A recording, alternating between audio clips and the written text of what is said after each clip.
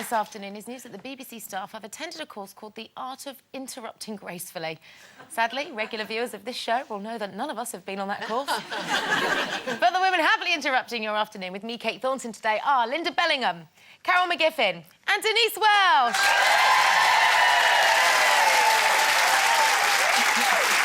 Helping you to beat the Monday blues is the actor whose character is harbouring a junkie deep in debt from gambling and is now at the mercy of a gangster. See, girls, things ain't so bad. Yes. Yes, it's Taggart star John Mickey.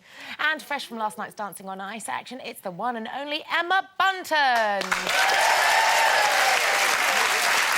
We're going to be catching up with both of them a little later, but first of all, Denzi, you're still flying the flag for the Nanas. Nanas on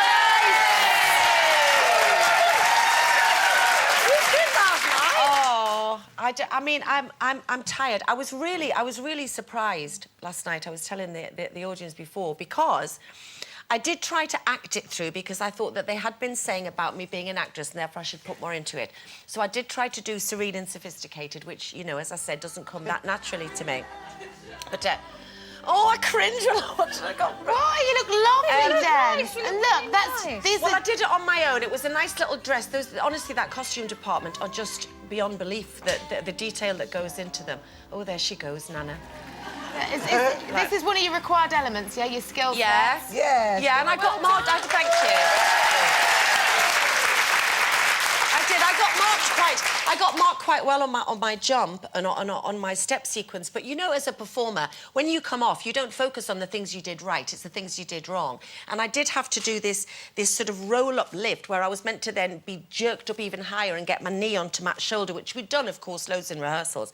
But I ended up being sort of halfway down his back, so then trying to turn my face into this was meant to happen in this contorted position. But that's the thing, you see, and that's what skaters do. They say nobody knew that routine, so nobody knew that. But I can't tell you how chuffed I was, because although the public vote, thankfully, and so grateful to them, have got me through this far, not really the judges' votes, it was nice to stand there and be complimented for once, because I have been working on relatively high score for you. And if I'd done that bloomin' spin, high score for me. I didn't hear what you said there. What did you say? Relatively.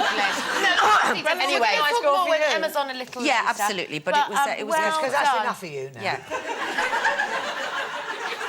Fellas is back. Anyway, talk about me again. Sorry, Adonis. Well, this is a subject close to your heart. The UK is trying to tackle the rise in alcohol-related deaths.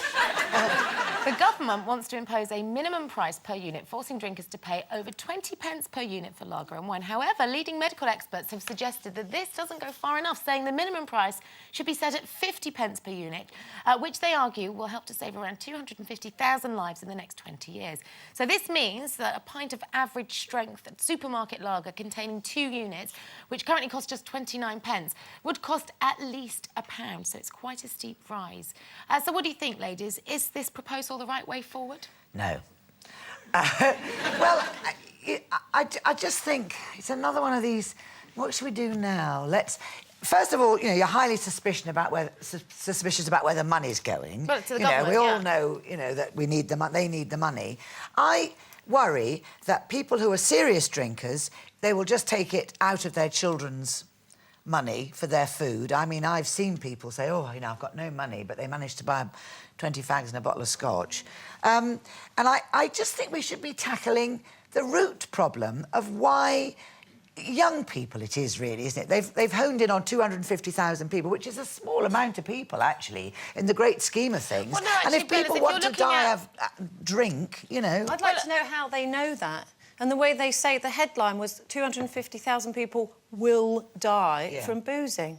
How can they possibly know that? Well, they just pluck figures out to scare people so they can put the tax up on it. Based on the average number of deaths that are related back to alcohol at the moment and predicted rises in drinking patterns, etc. Yeah, I mean, let's be honest, there are a lot of drink-related accidents. Always makes me laugh. Now I've stopped, but all the times I fell over and sprained my ankle, and I went, oh, I sprained my ankle. And if somebody said to me, how did you do that? Oh, well, I was drunk. I never owned up to it. So, I mean, of course it's not good to drink. Of course it can kill you. Smoking kills you. The point is, by raising the money, it's not enough. They should be worrying about the behaviour of the people. Let's have the people off the streets. Drunk and disorderly used to be a crime. Well, it actually still is.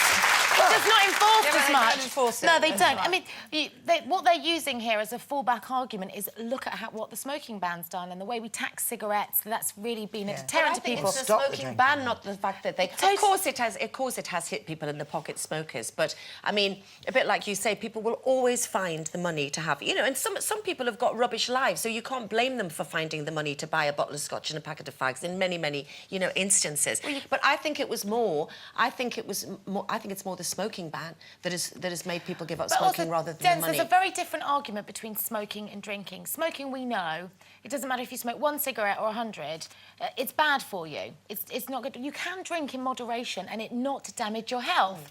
So why are the people that can exercise moderate drinking, you know, of which I consider myself to be one, be penalised and have their alcohol hiked up 3 times the cost that it is now to cover a small majority that just can't handle their drink, can't handle themselves. Also, Kate, this, you know, this does...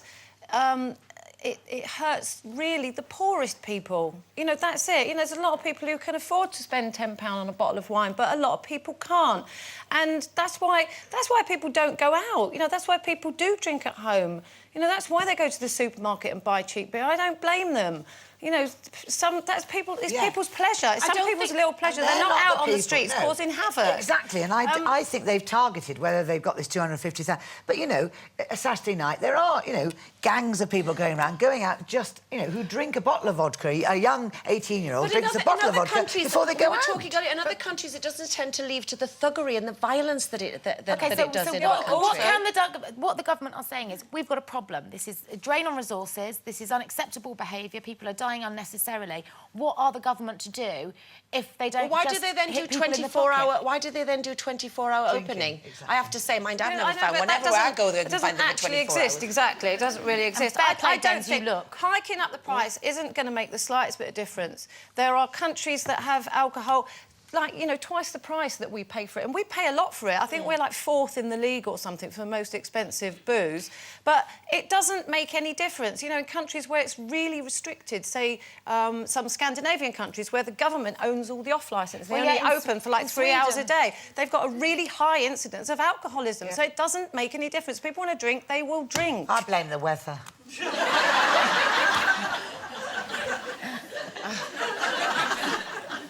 It's sunny, you don't need to get drunk, do you? Just kind of... Oh, I don't know. When the sun's out, I think we'll have a drink. Well, let us know what you think. Remember, we're always open to hear your discussions. We wax lyrical all day, but you can make sure that your voice is heard too.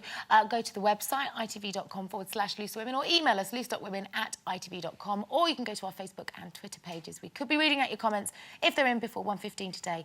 That's the 21st of February. OK, we're off for a brink? A break? A drink. Oh, who fancies a drink? But when we return, can boredom ever benefit a marriage? Find out in 2.